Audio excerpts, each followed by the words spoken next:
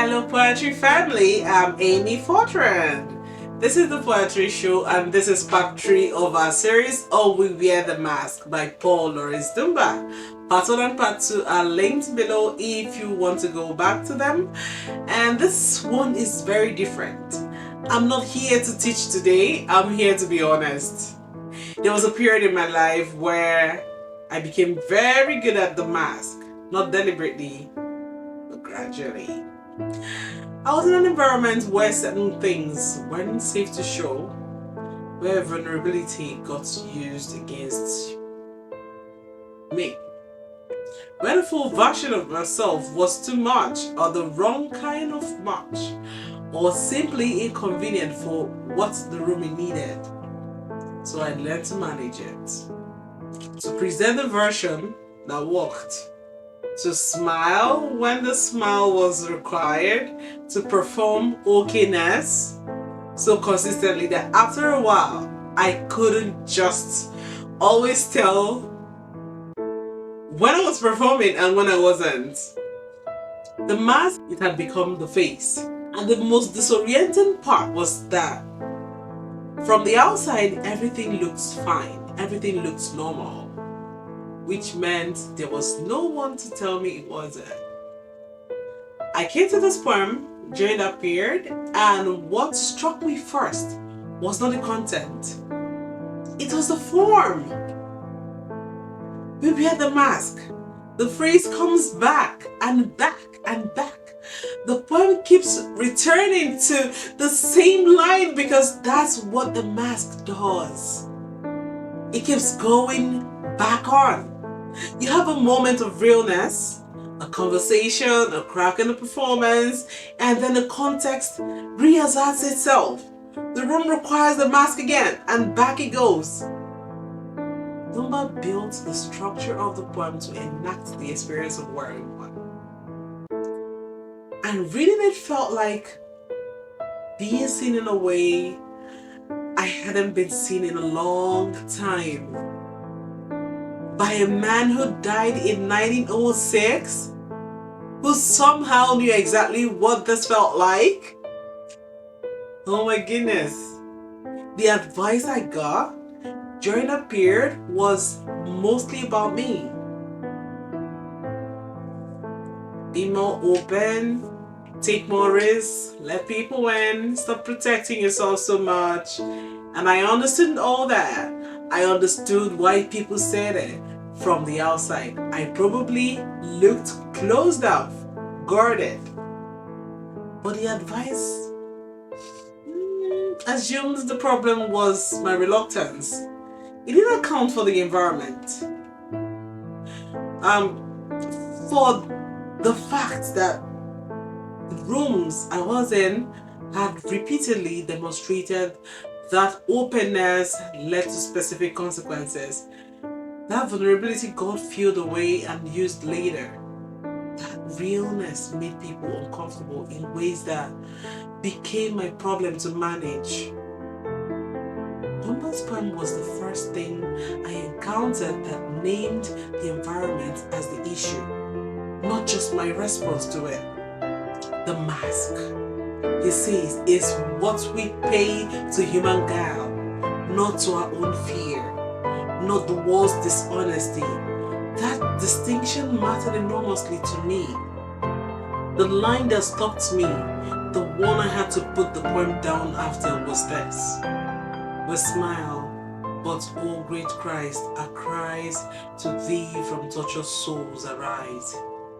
Tortured souls, not anxious souls, not tired souls, tortured, and the cries rise, but not to the world, to something larger, something that can actually hold them, because the world, Dunbar has already told us, does not need to know, has not earned the right to count the tears, but the cries have to go somewhere. The inner life doesn't just disappear because the mask is on. It redirects. It finds the place that can actually receive it. And then the final two lines of that stanza, but sing, but oh, the clay is vile beneath our feet and long the mire. We sing despite the vile clay, despite the long mile. The singing is not happiness, it's something else. Endurance, dignity, the refusal to let the world's weight silence you entirely. Even while you're hiding the full truth of how heavy it is. Here's what this poem opened up for me that the authenticity conversation never had. The mask and the inner life are not opposites.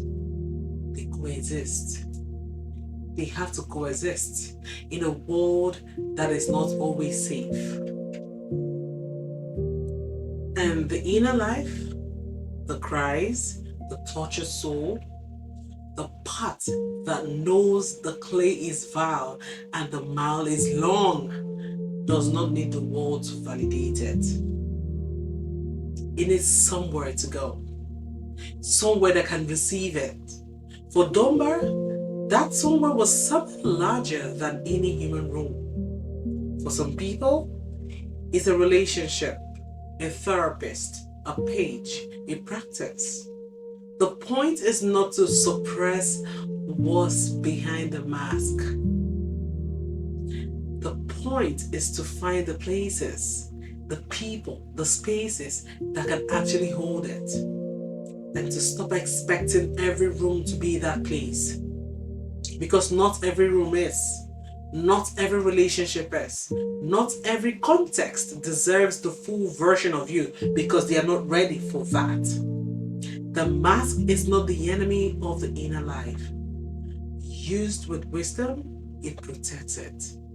Until you find a place where it can finally be set down.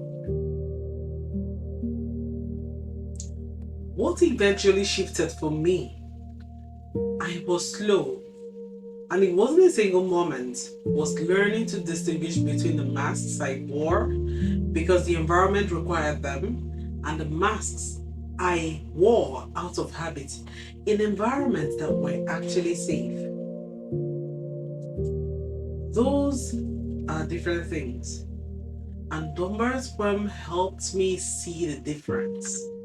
In the environments that require the mask, I stopped blaming myself for wearing it. I understood it as a reasonable response to an unreasonable situation.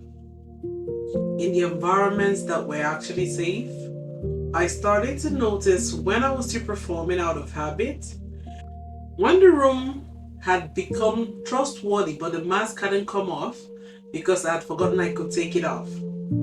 That's the most subtle work and it's ongoing. Because the mask, once learned, becomes automatic. And the practice, the daily imperfect practice, is to keep asking, is this room safe? Is this person trustworthy? Can I set down a little of the green today? Not all of it. Not recklessly, but a little. And to notice when I do that the world doesn't end. That sometimes, not always, but sometimes, what was behind the mask was exactly what the room needed to see at that moment. There's a line in this poem that I've thought about almost every day since I first read it. We're saying, but oh, the clay is vile beneath our feet and long the mile. But let the world dream otherwise, we wear the mask. We're seeing, despite the vile clay, despite the long mile, the singing is not happiness. More durable than happiness is the refusal to let the weight of everything silence you entirely, while also refusing to let the world know the full weight of what you are carrying. This combination, singing and hiding, surviving and protecting, is not a contradiction. is what it looks like to be fully human in a world that isn't always safe. And here's a question I want to leave with you. Is there a room in your life that has become safe, that you're still performing in out of habit because you learned the mask there before the room changed? And what would it mean to test that? To let a little of the real version through and see what actually happens? I want you to tell me in the comments. I think this is where the most interesting work happened. And if you've made it to part 3, thank you so much. Not for watching, but for staying. If this series found you at the right time, share it.